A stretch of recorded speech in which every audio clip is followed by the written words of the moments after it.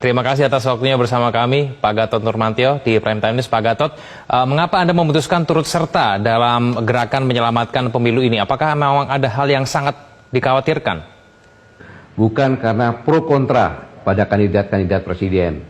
Apa salahnya saya kalau ikut? Karena saya melihat ini ada hal yang sangat krusial dan sangat benar-benar menakutkan bagi saya, begitu Pak.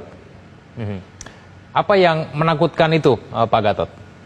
Begini Bung, hasil survei dari generasi muda ISMI itu menyatakan bahwa kalau pemilu curang dan intervensi dari lembaga-lembaga negara seperti KPU, Bawaslu, aparatur negara, aparatur pemerintah, TNI Polri, maka di Sumatera dari hasil survei ya, dari hasil survei 90,4% mengatakan akan terjadi disintegrasi bangsa, dan survei lagi menyatakan 82,5% itu mereka akan menarik mandat atau merdeka, karena mereka mengatakan bahwa kami ini memberikan mandat kepada Indonesia untuk menjadi satuan yang besar, bukan untuk satu keluarga, begitu Bung.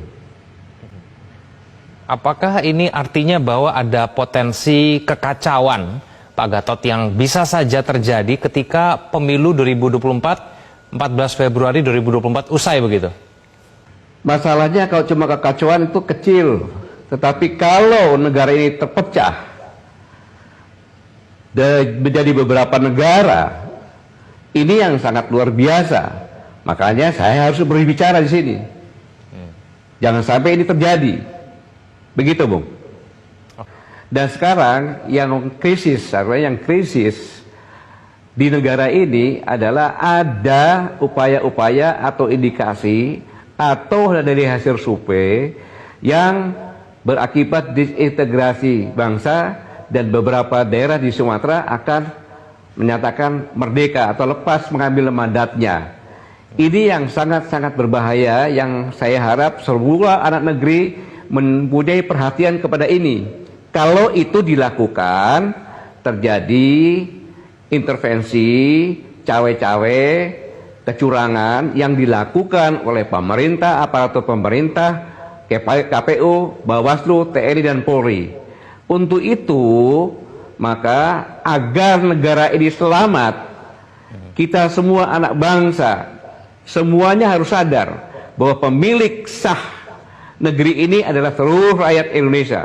Dan seluruh rakyat Indonesia itu ada DNA patriot dan kesatria, karena yang memerdekakan negeri ini adalah nenek kita semuanya, kakek-kakek kita semuanya, orang tua kita semuanya, dan merebut kemerdekaan bukan diberikan saja.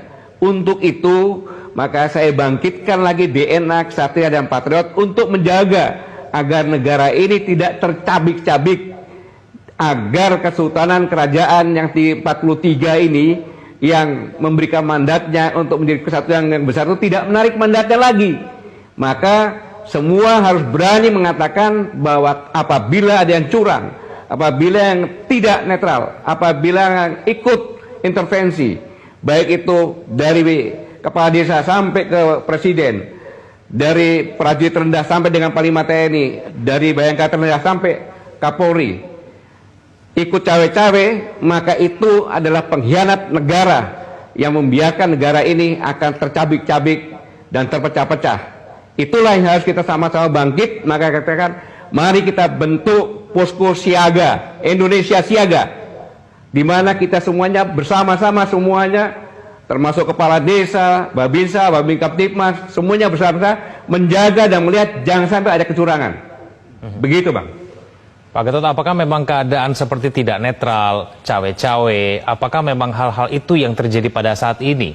Dan kemudian apa indikasinya sehingga kemudian Pak Gatot yakin bahwa ada potensi perpecahan di negara kita nanti pasca pemilu kalau ini dibiarkan berlanjut begitu? Bang, ini sudah terlihat di depan mata, mulai dari undang-undang yang mengatakan bahwa kan undang-undang bahwa pejabat publik, bupati, wali kota, gubernur dipilih secara langsung. Tapi ini PJ bisa sampai 2 tahun. Dan kemudian sekarang ini 50% lebih adalah baik gubernur, wali kota itu adalah PJ. Apa maksudnya? Ini adalah strategi untuk supaya bisa mengendalikan. Buktinya ketika rapat bupati, wali kota, gubernur, ketika ditanya, dievaluasi berapa lama Mendagri, setiap 3 bulan. Presiden mengatakan akan saya evaluasi dan saya amati tiap hari dan bisa saya tegur dan saya ganti. Ini kan luar biasa, bisa mengganti wali kota, bupati, gubernur kapanpun saja. Bukankah ini seperti raja? Bukan ini persiapan? Patut saya menduga boleh persiapan ini. Ini yang pertama. Yang kedua, Presiden tidak menegur Gibran untuk menjadi wakil presiden. Artinya presiden ikut sama-sama. Kemudian kita tahu semuanya kecurangan-kecurangan. Digembosinya mobil Amin di Sumatera Utara, Jalan Sudirman, 7 oleh Disub. Kemudian aparat dari Satpol PP, pernyataan. Banyak lagi gambar, kepala desa dikumpulkan. Ini bukan saya saja, di pelosok-pelosok dari survei dari generasi muda IFPI menyasar semuanya dan mereka mengerti itu, melihat, dan sangat berbahaya. Bahkan dunia internasional mengatakan untuk mengetahui hasil pemilu di Somalia itu perlu waktu 20-30 hari. Di Amerika 2-3 hari. Yang paling efektif Indonesia, 1 bulan sebelumnya udah tahu. Ini anekdot di luar negeri loh. Inilah yang sama-sama saya mengajak sebagai anak negeri yang bertanggung jawab, pemilik negeri ini, kita bersama-sama siaga agar ini jangan terjadi dan negeri ini bisa melakukan pemilu dengan jujur, adil, luber, dan tidak terjadi apapun juga.